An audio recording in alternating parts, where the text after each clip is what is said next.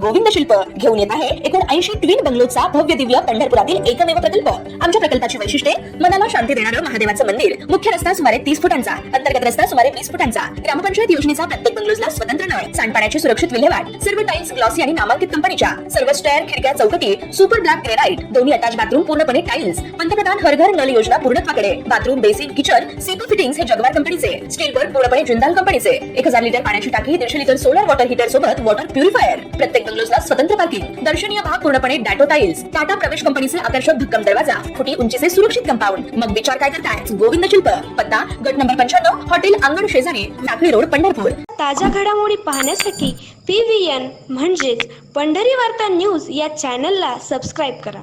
शेतकरी कर्जमाफीच्या मागणीसाठी राष्ट्रवादी काँग्रेसचे शरदचंद्र पवार, आमदार रोहित पवार यांनी पंढरपूर येथे अन्नत्याग आंदोलन केले होते।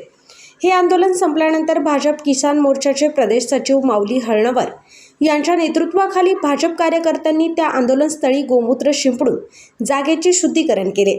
भाजपच्या या कृतीमुळे वादाला तोंड फुटले असून माढा तालुक्यातील कृषीभूषण नितीन कापसे यांनी माऊली हळणवर यांनी केलेल्या या कृतीचा निषेध करतानाच मुख्यमंत्री देवेंद्र फडणवीस यांनी आता तरी यांना आवरावे असे आवाहन केले आहे।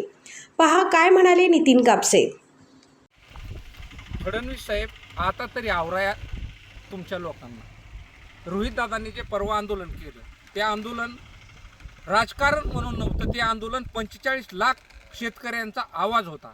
आणि त्या ठिकाणी आमचा शेतकरी बांधव जाऊन 3 दिवस बसला आणि त्याच्यानंतर आंदोलन तुमच्या काही लोकांनी शब्द देऊन माघार घेतलं आणि त्याच्यानंतर जी अवस्था आम्ही राजकारणाची घसरलेली बघितली, त्याच्यानंतर असं वाटलं की हा जो प्रकार आहे तिथं गोमूत्र टाकून जो शुद्धीकरण करण्यात आलं, शेतकरी बसलेली जागा, शेतकऱ्याची मागणी केलेली जागा अपवित्र असू कशी शकते? आणि ही विचारधारा कुठंतरी आवरली पाहिजे।